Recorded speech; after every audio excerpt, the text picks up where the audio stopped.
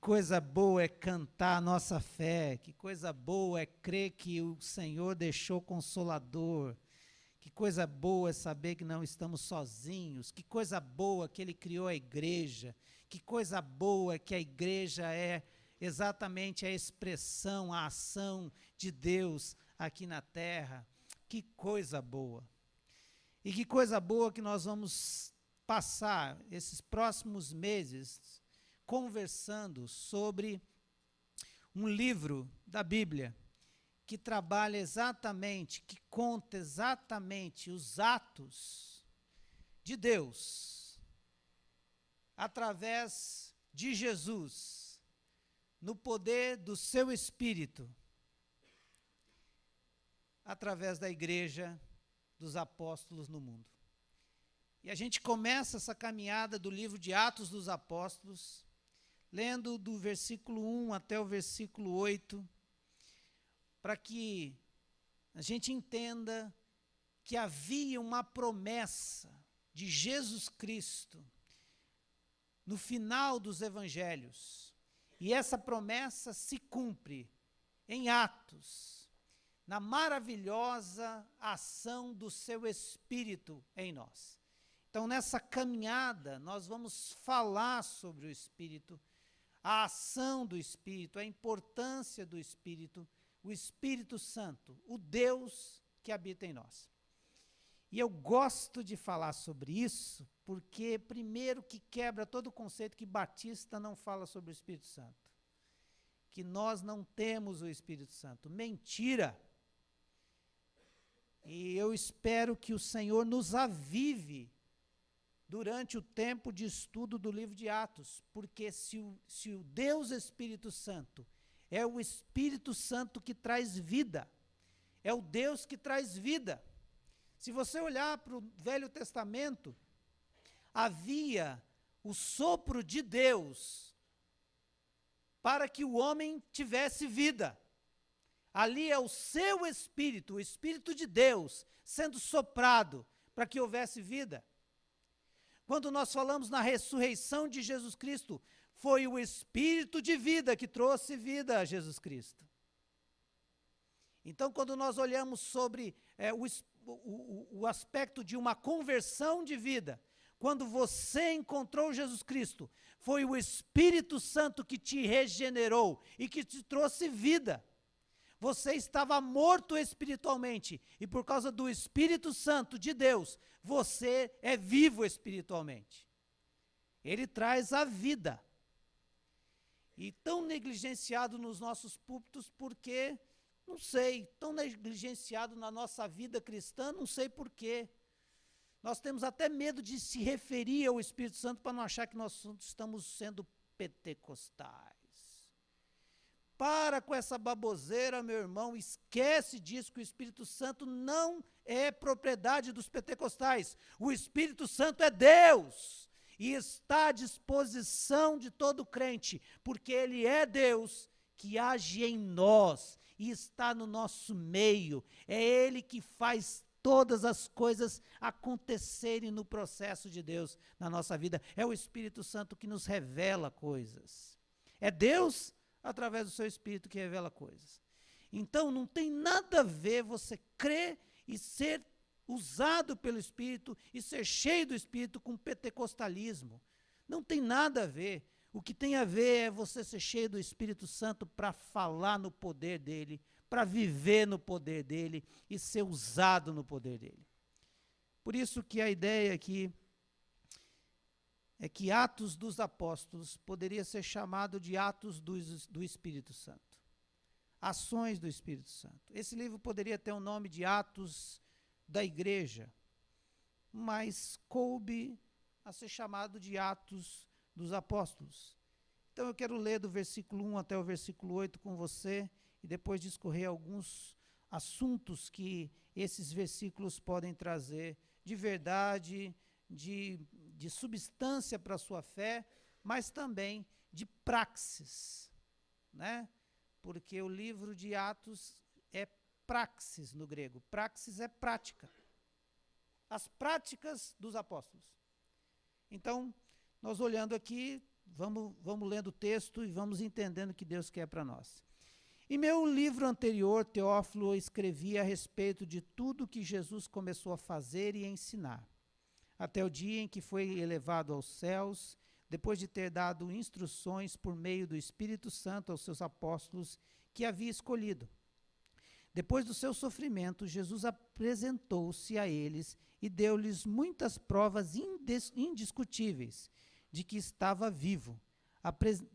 Apareceu-lhes por um período de 40 dias, falando-lhes acerca do reino de Deus. Certa ocasião, enquanto comia com eles, deu-lhes esta ordem: não saiam de Jerusalém, mas esperem pela promessa de meu Pai, da qual eu lhes falei. Pois João batizou com água, mas dentro de poucos dias vocês serão batizados com o Espírito Santo.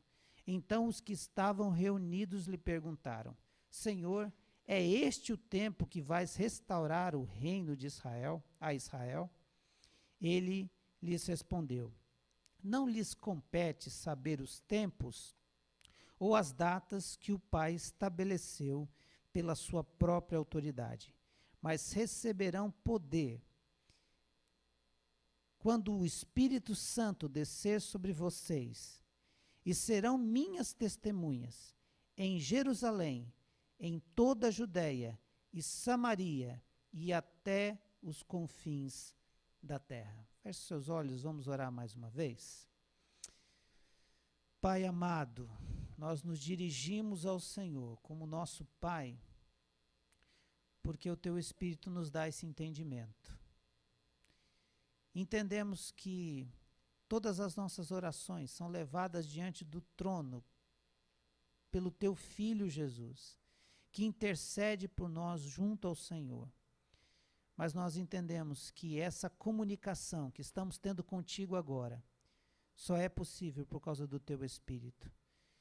E nós só podemos crer agora, neste momento que o Senhor está nos ouvindo, e termos a certeza de que o Senhor atende orações por causa do Teu Espírito. Pai, que o Senhor desperte na vida de cada irmão em Cristo, que nós somos chamados, selados pelo Teu Espírito, e que a alegria da salvação só é dada porque o Teu Espírito nos alegra todos os dias. Que o Senhor nos anime, nos fortaleça, nos avive com o Teu Espírito, e que essa palavra seja bem clara ao coração de cada irmão aqui, e que saiamos aqui cheios do Teu Espírito. É o que oramos no nome de Jesus, o Seu Filho. Amém. Atos é a continuidade do livro de Lucas. Lucas é o que escreve o Evangelho de Lucas, um médico que escreve o Evangelho de Lucas e continua o seu escrito no livro de Atos. É por isso que ele menciona que no livro anterior ele está escrevendo essas palavras a respeito de tudo que Jesus começou a fazer e ensinar. E no livro de Atos ele vai dar continuidade do que Jesus continua fazendo através do seu Espírito na vida dos apóstolos, fundando a Igreja de Cristo, que vai continuar a obra de Jesus. Então, quando nós entendemos o livro de Atos nessa proporção de que é Jesus que está fazendo todas as coisas através do seu Espírito, através dos apóstolos, para fundar a igreja, e que depois essa igreja é comissionada para continuar fazendo os atos de Jesus, nós entendemos que a primeira lição de Atos é que eu e você, como igreja de Cristo, temos a missão de continuar fazendo os atos de Jesus. Essa é a nossa missão. Esse é o nosso propósito. Por isso a série de sermões do livro de Atos é a igreja em missão.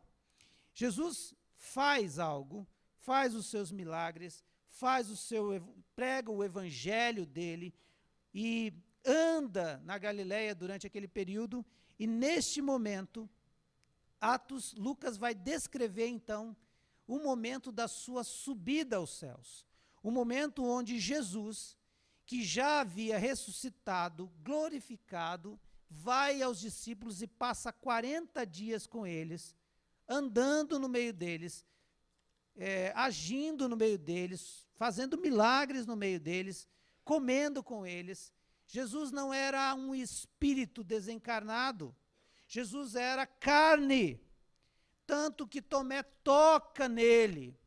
Isso é muito importante para que você entenda que o cristianismo que você crê não é um cristianismo etéreo, de uma alma penada ou de espíritos desencarnados. Nós cremos que Cristo morreu, ficou 3 dias lá e ressuscitou. Isso quer dizer que o corpo dele levantou, e levantou pelo poder do Espírito de Deus. E esse Espírito estava nele, agindo através dele.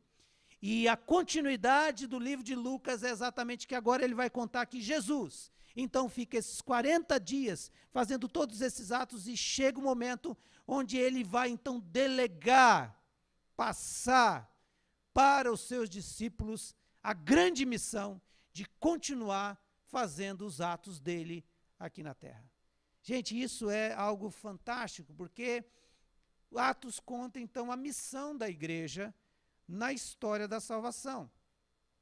E a primeira igreja sendo formada era exatamente aquele grupo de discípulos e o grupo de pessoas que Jesus dá alguns desafios para eles. Ali Cristo estava formando a sua igreja e dando a ela a sua missão, o seu sentido, o seu propósito. Veja que no versículo 2, começa então ele descrever como ele preparou esses discípulos para se tornarem então esses escolhidos. Esses discípulos são escolhidos, e a gente percebe isso no versículo 2, olha, até que o dia em que foi elevado ao céu, depois de ter dado instruções por meio do Espírito Santo aos apóstolos que havia escolhido. Jesus, no Evangelho de Lucas, se você ler, Lucas vai citar a respeito desse chamado. Jesus escolhe os seus discípulos, depois ele dá instruções a eles, versículo 2 vai dizer dessas instruções que Jesus dá. Quais são essas instruções? Todo o Evangelho de Jesus. Tudo que Jesus queria que nós vivêssemos aqui, Jesus fala aos seus apóstolos, ou seus discípulos, instruindo através do seu Espírito, para que eles possam então ser chamados para esse propósito de continuar falando o que Jesus mandou falar. Isso é o apóstolo. Apóstolo é alguém enviado por Deus para falar aquilo que Jesus fez. Só isso. Apóstolo era aquele que era uma baliza daquilo que era heresia e daquilo que Jesus tinha dito. Então Jesus enviou aqueles apóstolos para que eles chegassem nas cidades e aí diziam assim: como é que estão aí? Tudo bem? Tudo bem. Como é que estão falando a respeito de Jesus? Ah, estão falando que Jesus morreu e ressuscitou. É evangelho. Essa é verdade. Porque eu vim aqui só falar o que Jesus fez. Por isso eu sou apóstolo. Estou trazendo essa nova visão a respeito de Jesus. Jesus morreu e ressuscitou. Ah, não, estão dizendo aqui que Jesus não morreu, não. Que ele só virou fumacinha. Não, isso é heresia. A função do apóstolo enviado era contar os feitos de Jesus e avaliar se as localidades, se as pessoas ali estavam tendo as instruções corretas a respeito disso. Por isso o livro de Atos vai contar dos discípulos indo, dos apóstolos que deixaram de ser discípulos e se tornaram apóstolos. Você percebeu a diferença? Até Lucas, no Evangelho, eles são chamados de discípulos. Mas depois eles são chamados de apóstolos, porque Jesus os comissiona, os chama para algo. Versículo 2, então os apóstolos que haviam escolhido, eles vão ser comissionados. Jesus os coloca para que eles possam dizer tudo o que Jesus fez. Depois Jesus se revela a eles ressurreto, de forma que não haja dúvida. Versículo 3, depois do seu sofrimento, Jesus apresentou-se a eles e deu-lhes muitas provas indiscutíveis de que estava vivo. apareceu-lhes por um período de 40 dias, falando-lhe acerca do reino de Deus. Ora, isso era indispensável, fundamental, para que nós hoje acreditássemos que Cristo simplesmente, ele não morreu e esconderam o corpo dele, que ele não é uma lenda, que não é um assunto que a gente tem uma nuvem. Não, nós cremos que Cristo ressuscitou, não por causa da nossa fé apenas, mas por causa do testemunho de vários homens e mulheres que não só viram, mas que tocaram, que comeram com ele. E o fato de Jesus ter ressuscitado me mostra que o Espírito de Deus tem poder para o ressuscitar dos mortos, é o mesmo Espírito que me ressuscitará no último dia para viver com ele. Então, se o Espírito de Deus fez isso com Jesus, ele fará isso comigo. Então, a certeza de que eu não sou um espírito encarnado ou desencarnado quando morrer, é porque o meu corpo e a minha alma fazem parte do meu conjunto, e um dia o Senhor Jesus ressuscitará o meu corpo e trará a minha alma do céu e vai ligar novamente para eu viver a eternidade com ele. E o importante que eu sei é que Cristo fez isso primeiro, porque ele é o primícia, o primeiro dos que dormem. É por isso que a minha fé é alicerçada também no cognitivo, no conhecimento. Eu creio porque li também, e porque aqui há um testemunho, que ele teve aqui, revelou-se ressurreto, e por isso eu creio. E aí, Jesus promete batizá-los no Espírito Santo, versículo 4 e 5. Enquanto comia com eles, deu-lhes esta ordem: não saiam de Jerusalém, mas esperem pela promessa de meu Pai, da qual eu lhes falei. Pois João batizou com água, mas dentro de poucos dias vocês serão batizados com o Espírito Santo. Batizar significa imergir, inundar. Quer dizer que Jesus estava dizendo que aqueles discípulos seriam comissionados para uma missão de continuar fazendo as suas obras. E nós cantamos aqui, agora há pouco, em João 14, que diz que nós faríamos obras maiores das que foram feitas. E só pode-se fazer obras maiores das que foram feitas pelo poder do Espírito.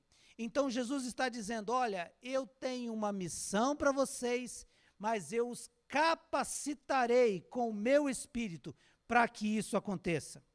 Isso que aconteceu com os discípulos, que se tornam apóstolos e são cheios do Espírito Santo de Deus naquele dia de Pentecostes, Atos 2, que nós veremos alguns domingos na frente. Agora, o que isso tem a ver comigo e com você? É que se o Espírito Santo fosse apenas para os apóstolos, se o Espírito Santo fosse apenas uma promessa para os 12, não haveria igreja de Cristo. Porque não haveria conversão. Porque o dia que você se converteu, foi porque o Espírito Santo de Deus convenceu você do pecado, da justiça e do juízo. Foi porque o Espírito Santo de Deus te revelou quem você realmente era. Foi porque o Espírito Santo de Deus te deu novo ânimo, nova vida, nova esperança, novo sentido, novo propósito. E a mesma promessa que ele tinha dado aos discípulos, ele deu a todos os que crerem. E é por isso que nós cremos que no momento onde você realmente se converteu, não é aquele momento que você foi na igreja e ficou emocionado por causa da música. Não é aquele momento que você achou: meu pai se converteu, eu preciso me converter também. Não. Por isso que eu digo que tem muita gente aqui sentado que nunca se converteu. Nunca experimentou a ação do Espírito Santo de Deus na vida. E é duro dizer isso, como pastor é duro dizer isso. Não que eu sei, eu não sei. Mas porque nunca entendeu, isso nunca chegou, porque isso é uma ação do Espírito Santo de Deus, não fabrico isso. Não é uma musiquinha de fundo, umas palavras melódicas, um papinho, venha para Jesus, que fabrica isso. Isso é uma ação do Espírito Santo de Deus, porque é só isso que faz a igreja crescer, é só isso que faz você permanecer na fé, é isso que faz você ter ânimo para viver. É o Espírito Santo de Deus que habita em você. Isso ninguém fabrica. Por isso que não haveria condição de ter igreja se o Espírito Santo não tivesse continuando batizando pessoas, enchendo pessoas, convertendo pessoas, transformando pessoas. Por isso eu e você estamos nas mesmas condições dos apóstolos. Nós recebemos os mesmos privilégios. Nós também fomos chamados, escolhidos. Nós também recebemos instruções. O Senhor nos comissionou para essa missão e Ele nos revelou que Ele está vivo. E uma coisa fantástica, Ele já nos encheu e batizou com o seu Espírito Santo. E é por isso que eu e você, quando lemos Atos dos Apóstolos, temos que entender que essa promessa também foi para mim e que já foi cumprida na minha salvação, no momento em que eu entreguei minha vida para Jesus. Foi ali, pela fé, que os meus olhos se abriram e eu agora me alegro em sua luz. Só isso é a ação do Espírito Santo de Deus. Então eu e você temos uma apostolicidade, um envio, um comissionamento do próprio Deus, onde eu estiver. Por isso as condições, então, é que não é um assunto para os apóstolos, é um assunto para mim. Eu sou a igreja de Cristo hoje, eu sou a igreja de Cristo que perpetua. Se Atos tem 28 capítulos e termina ali, é porque nós somos o Atos 29, que é a continuidade do projeto de Jesus, até que ele volte. A era de Jesus encarnado termina na sua ascensão. A era dos apóstolos na sua morte. A era da igreja primitiva passou, a era da igreja medieval passou, agora existe uma igreja no século XXI que Deus colocou para cumprir a sua missão, até que Ele volte. E Ele já deixou o seu Espírito para que a gente possa fazer essa obra. Não é na minha força, não é no meu poder, não é no meu convencimento, não é na minha palavra, é no poder do Espírito Santo de Deus. As condições, então, para essa grande comissão é que eles tinham que esperar em Jerusalém. E é interessante que esperar aqui tem dois sentidos. Primeiro, eles precisavam esperar no sentido de paciência. E uma coisa gostosa de Deus é que Ele faz as coisas no seu tempo. Não é no nosso tempo. Eu imagino que Pedro já queria sair pregando. João queria fazer as coisas do jeito dele. Mas é no nosso tempo, não, é no tempo de Deus. Espera com paciência o tempo de Deus. E uma segunda questão era, espera no sentido de dependência, porque eles estavam esperando a capacitação. Enquanto não tem capacitação, não saia, não faça. Mas a capacitação vem de Deus, e naquele momento exato, do tempo de Deus, Deus batizou aquele povo, pela primeira vez, então, inaugurando a presença do Espírito. E depois disso, não precisa mais de novos batismos, porque os batismos agora é só uma vez, é no momento da conversão. Agora, todas as vezes que eu preciso ser cheio do Espírito Santo de Deus, não são novos batismos, são preenchimentos do Espírito Santo de Deus. Estava falando hoje na classe, é mais ou menos assim, você já está na piscina, você está mergulhado. Mas quem está na piscina também tem sede, então você tem que estar sempre tomando, bebendo, se enchendo, se hidratando do Espírito Santo de Deus todas as vezes. A ideia aqui é que nós tenhamos essa consciência de que é no tempo de Deus as coisas, mas quando Deus já nos capacitou, nós precisamos fazer a obra. E esse ponto aqui eu queria dizer que muitos dos cristãos erram o time das coisas. Tem muita gente aqui E quando eu falo muita gente aqui, não é que eu estou olhando para alguém, não, queridos. É porque eu acredito plenamente que isso é verdade. Tem muita gente aqui que está esperando Deus o capacitar para fazer a obra. Mas Deus já capacitou. Tem gente aqui que olha para a obra e sente uma alegria e quer fazer, mas fala assim, eu não tenho capacidade. Queria dizer para você que no dia em que você entendeu o Evangelho de Cristo, você percebeu que você era pecador e foi perdoado, ali você já recebeu o selo de Deus. E a partir de agora, a obra já começou. Tem gente aqui que está paralisado na fé cristã por causa de circunstâncias da vida. Uma situação, alguém que falou uma coisa que eu não gostei, eu acho que eu não tenho espaço na igreja, primeiro porque eu acho que não é a igreja só o local da missão, a missão é em todo lugar, a igreja é uma parte disso, mas você se paralisou exatamente porque, por causa de algum assunto, algum sentimento, alguma questão pessoal.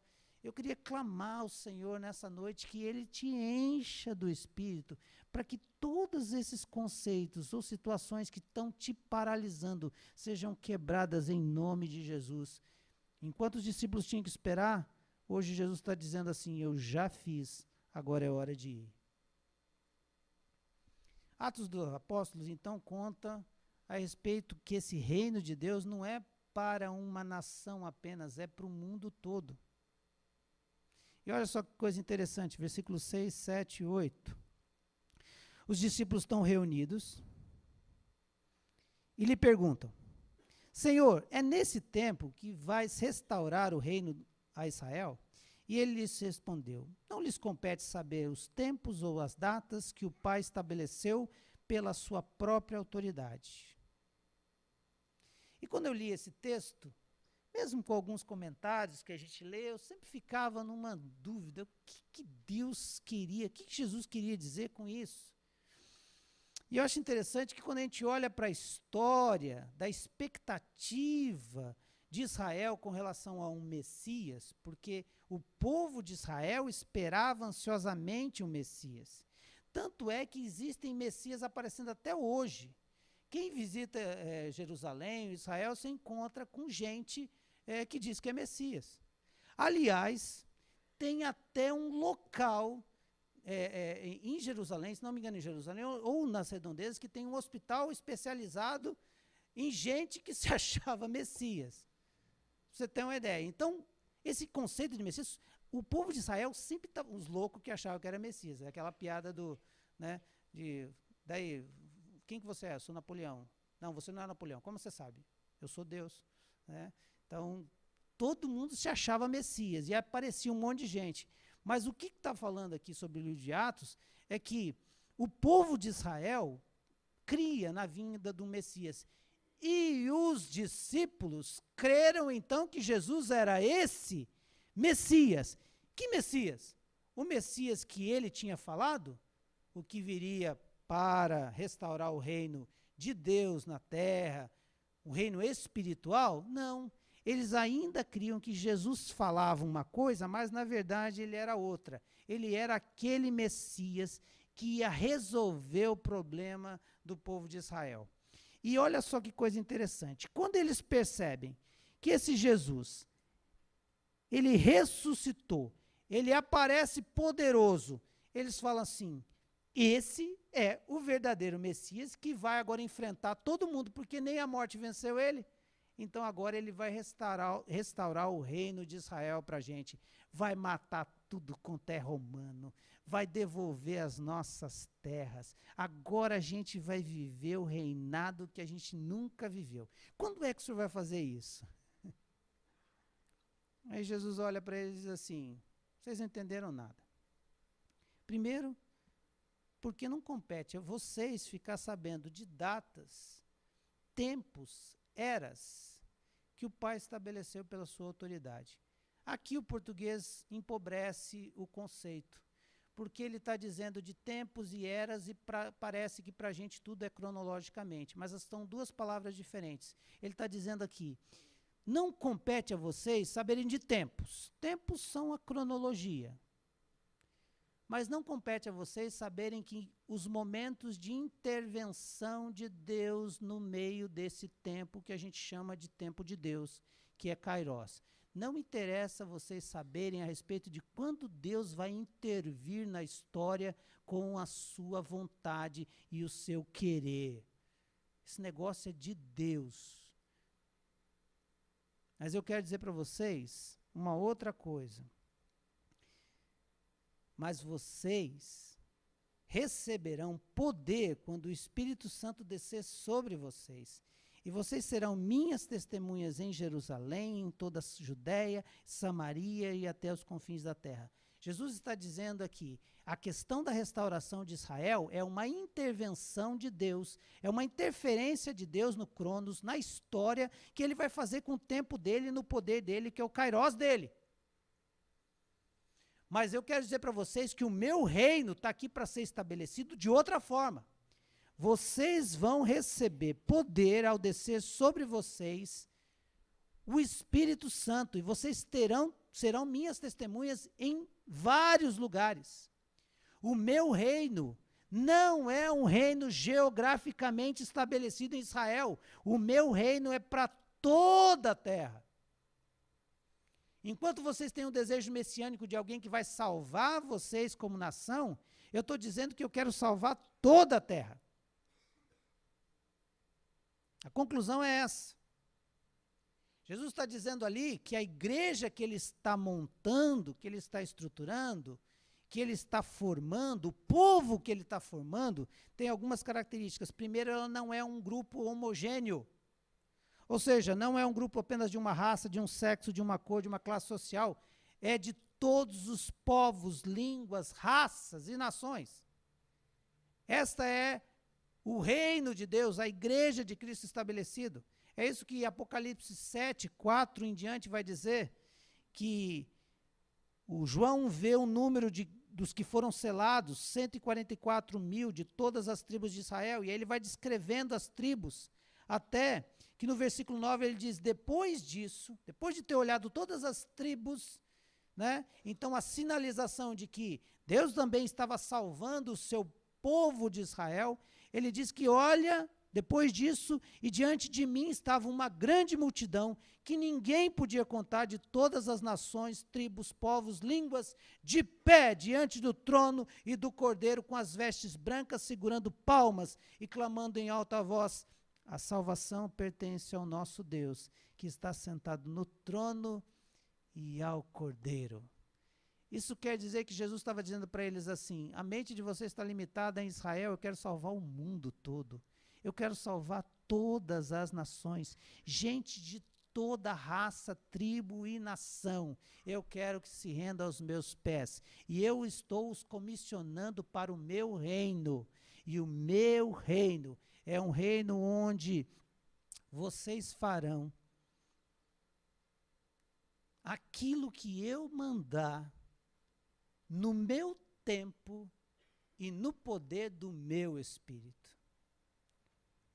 Então ele estava dizendo que a igreja naquela época não era ainda uma igreja triunfante, era uma igreja militante.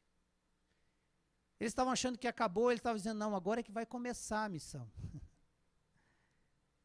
É agora que eu quero restaurar o mundo com o meu poder. A ideia era essa. Então a missão da igreja é essa. É a mesma missão dos apóstolos. A missão da igreja é a mesma missão de Pedro, de João, de todos os apóstolos ali. A missão da igreja é ser testemunha em todo lugar. A missão da igreja é ser uma pessoa que diz algo que viu e presenciou.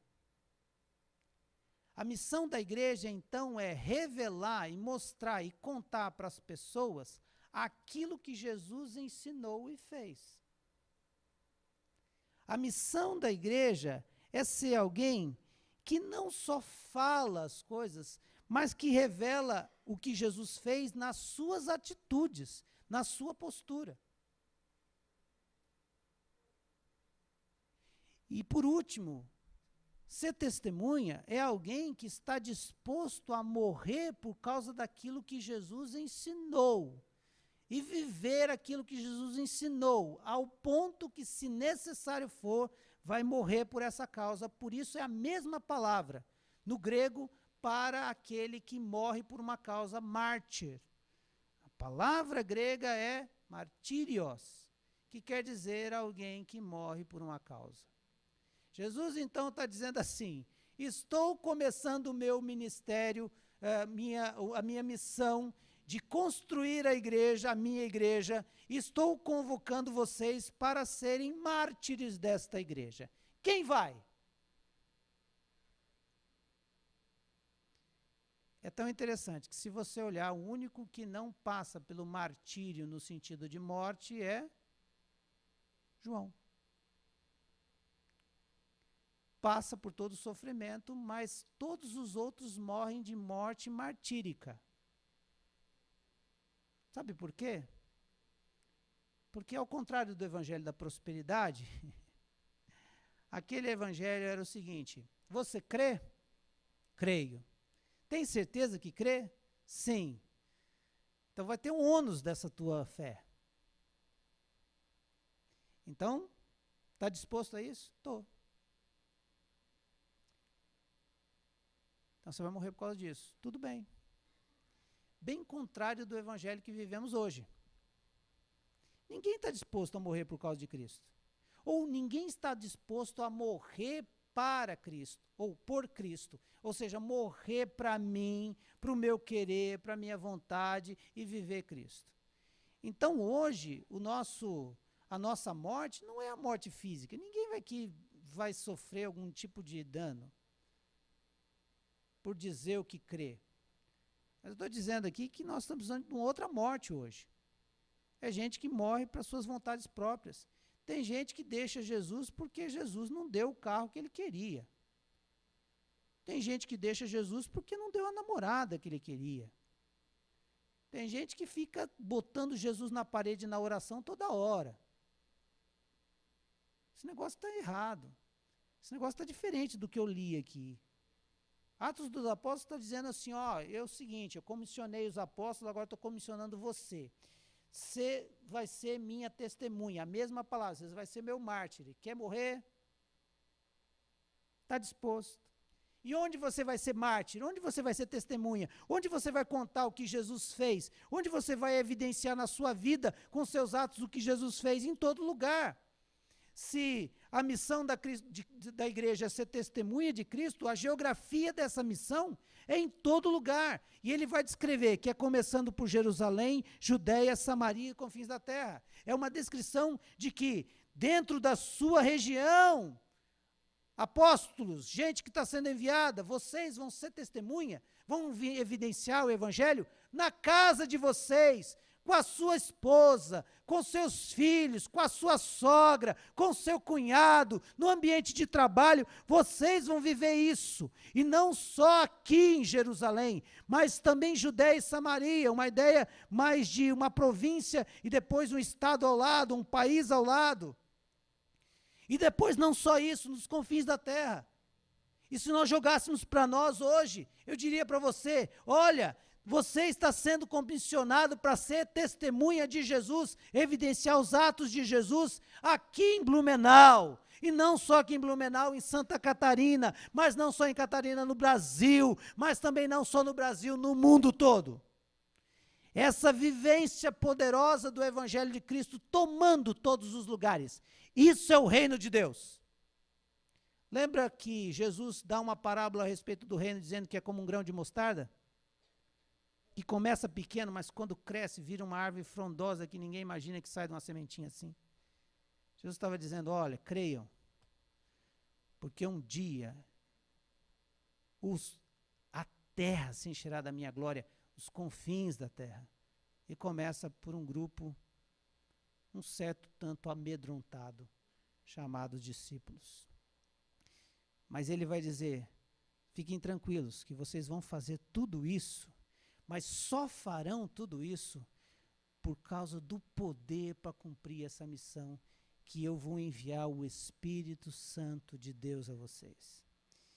E a palavra aqui, poder do Espírito, é dínamos, que dá origem à palavra dinamite, que dá o conceito daquele aparelhinho que vai nas máquinas elétricas chamada dínamo. Dínamos dá a ideia de uma explosão,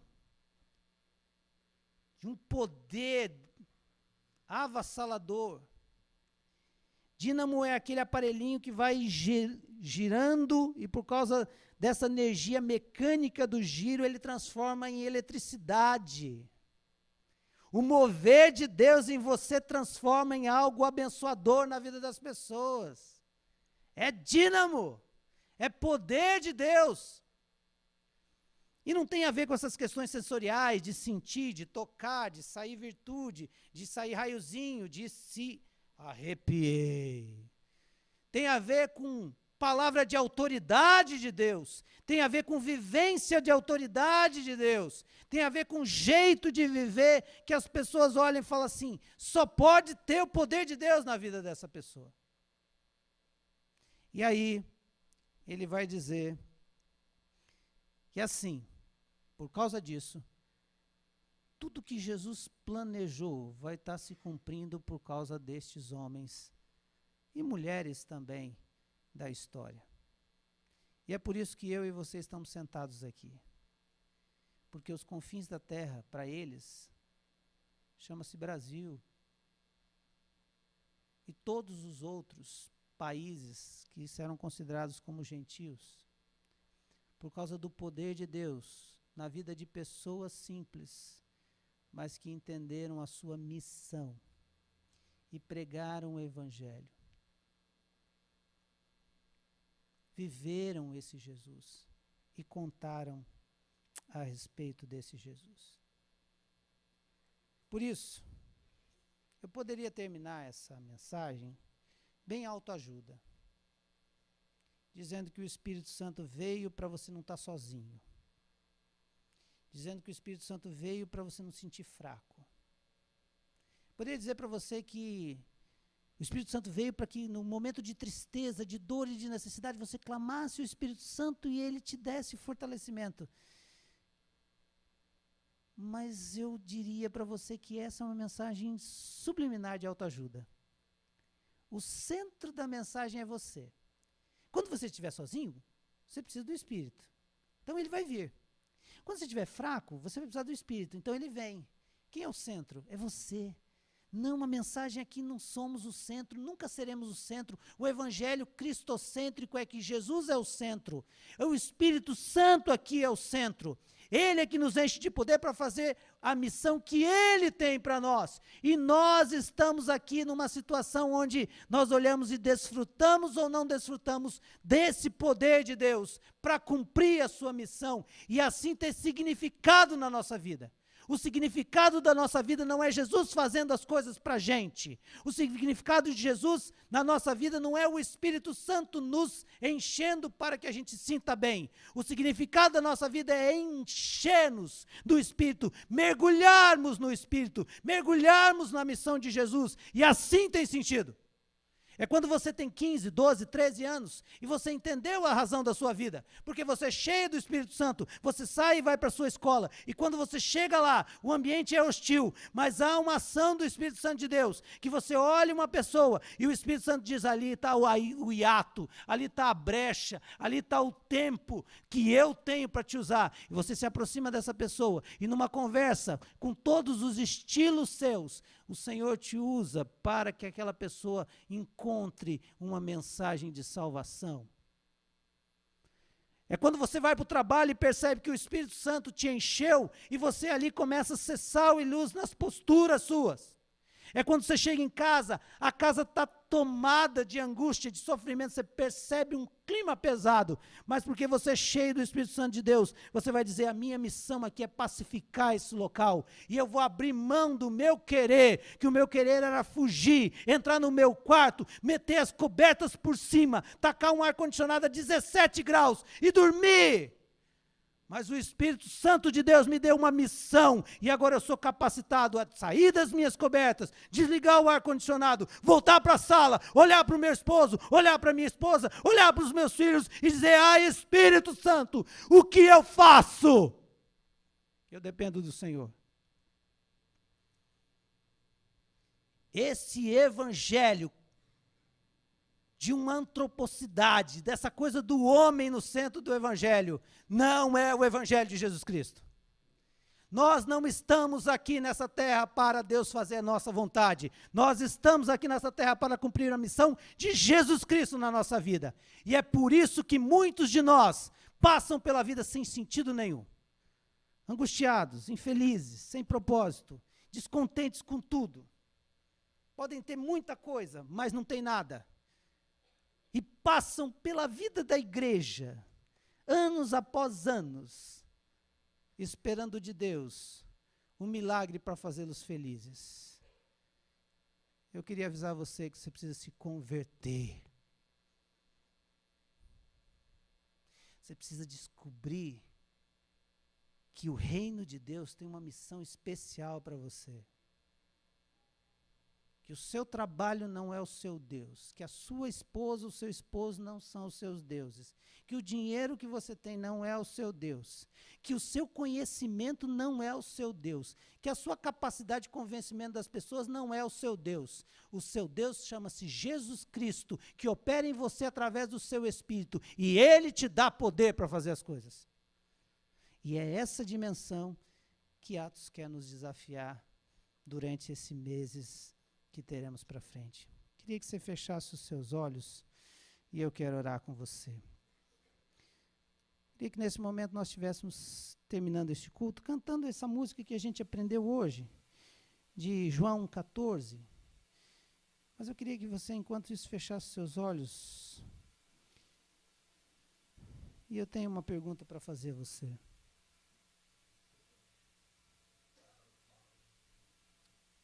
O Senhor te deu uma missão.